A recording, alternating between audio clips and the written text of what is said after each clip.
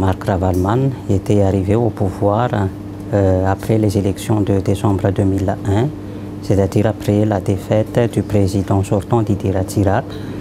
Et Marc Ravalman, il avait fondé son propre parti politique, le TIM ou bien TIC Madagascar, et il a essayé de verrouiller le système comme les autres présidents ont fait avant lui, c'est-à-dire c'est le parti au pouvoir qui contrôle tout. Et c'était dans ce contexte-là qu'on avait organisé les élections municipales en 2007. Et ce qui s'est passé, c'est que le candidat du parti au pouvoir a été battu par un jeune, en l'occurrence Andra Djuel, dans la course à la mairie de Tananarive. Et c'est cette élection de Andra Djuel, en quelque sorte, qui va déclencher la crise politique qui va avoir lieu en 2009. Pourquoi? Parce que Marc Ravalman a tout essayé de minimiser l'importance politique de Andra Djuel en tant que maire de la capitale. Par exemple, Tananarive doit avoir un budget autonome et on a ôté à Tananarive cette prérogative.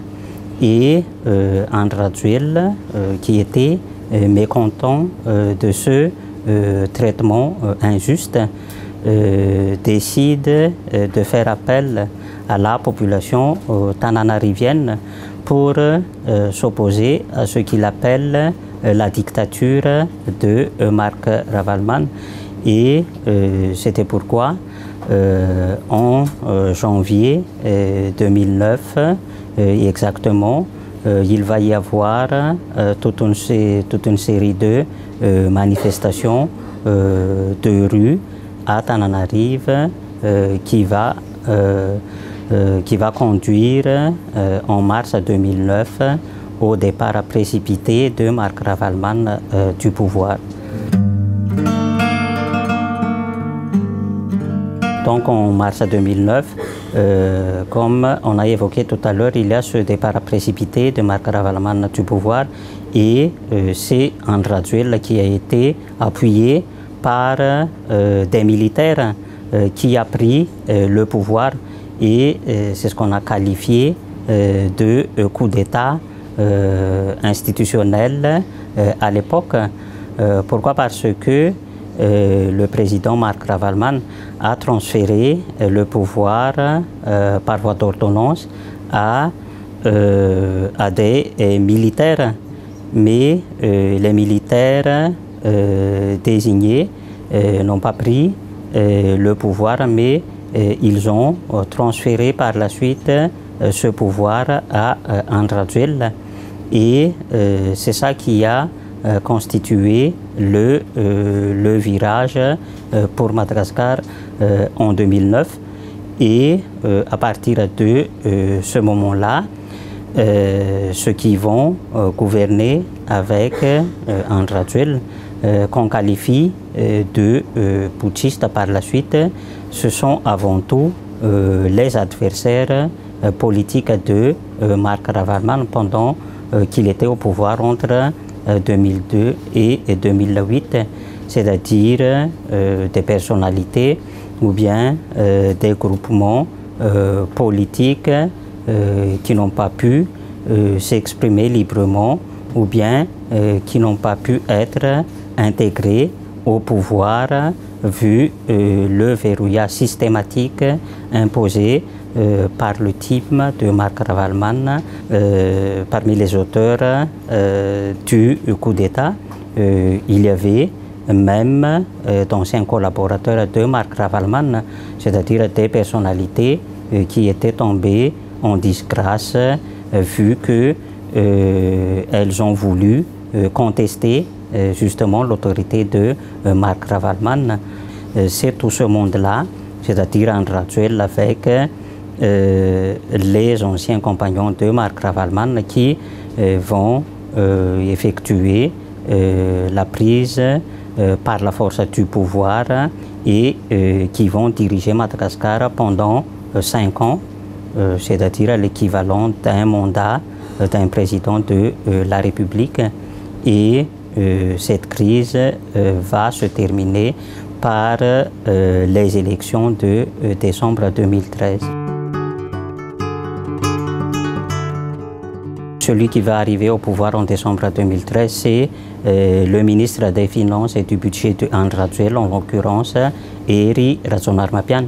En fait, si Eri Razonarmapian a été élu, c'est que il y avait auparavant l'interdiction aussi bien pour Andraduel que pour l'épouse de Marc Ravaloman de se présenter au présidentiel. Et Eri Razonarmapian, lorsqu'il a déposé sa candidature, il a bénéficié du soutien de candidats qui étaient évincés par la Haute Cour constitutionnelle, à savoir le docteur Jules Etienne et puis Koul Roger, l'actuel Premier ministre. Et Eri Razonarmapian, pendant ces élections de décembre 2013, il a bénéficié du soutien de Andraduel et évidemment de tous les éléments qui ont exercé le pouvoir avec Andraduel. Et son adversaire pendant les élections, c'est l'ancien ministre de Marc Ravaloman, Jean-Louis Robinson, et ce dernier, effectivement, a bénéficié du soutien de Marc Ravaloman, puisque l'objectif de Marc Ravaloman en soutenant Jean-Louis Robinson, c'est que ce dernier, s'il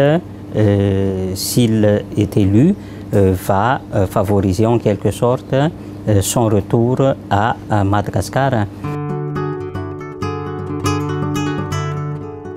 À Madagascar, depuis la décolonisation, il y a toujours les membres de quelques familles politiques qui se trouvent toujours dans l'entourage du pouvoir. Donc si la famille fait partie par exemple du PSD, on va la retrouver au sein de l'AREMA et puis au sein du TIM et après avec Andraduel et actuellement peut-être au sein du parti présidentiel, la HVM.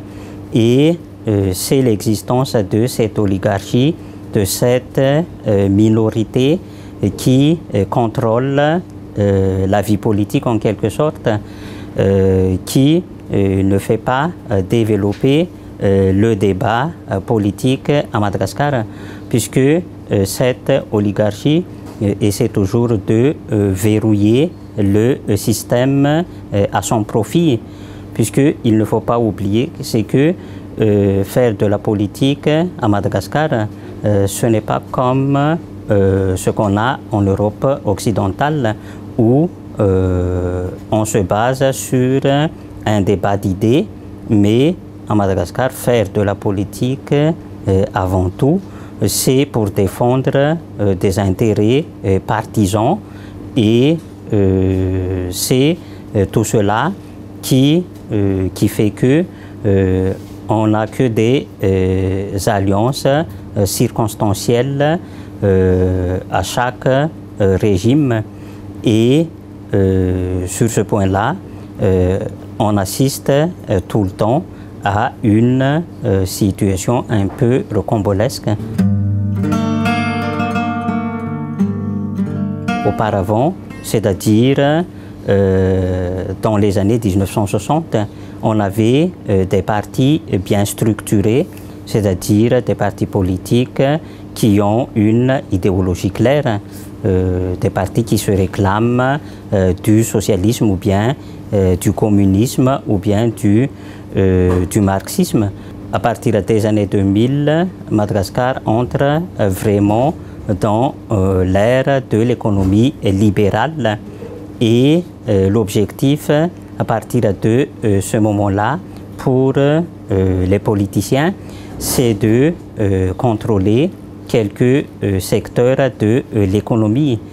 Donc à partir de ce moment-là, les politiciens, ils ont tout fait pour être présents au sommet du pouvoir afin d'être tranquilles dans leurs affaires.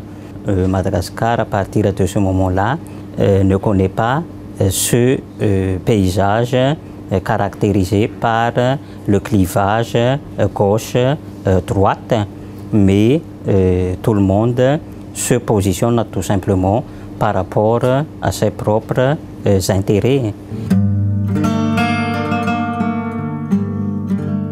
Le fait nouveau à partir de janvier 2014, c'est qu'on assiste à la mise en place de deux plateformes. Donc, l'une, c'est la plateforme pour la majorité présidentielle qui soutient le président en exercice. Et cette plateforme, en quelque sorte, c'est une alliance hétéroclite, puisque elle rassemble des partis qui ont des visions totalement opposées. Par exemple, vous avez là le parti du président, la HVM, et puis vous avez là la mouvance Ravalman, c'est-à-dire la structure qui appuie l'ancien président.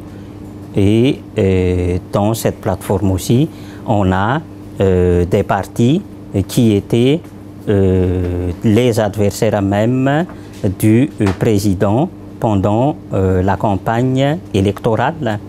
Et de l'autre, on a comme plateforme le MAPAR, c'est-à-dire la plateforme de soutien à l'ancien président de la transition André Azoulay. Et l'objectif de cette plateforme, c'est en quelque sorte de mettre toujours en garde le président en exercice sur sa politique et puis sur sa manière de gérer le pays. Et ce qui caractérise ces deux plateformes, c'est que elles se sont lancées depuis quelques mois dans des surenchères verbales pour attirer tout simplement la faveur de l'opinion.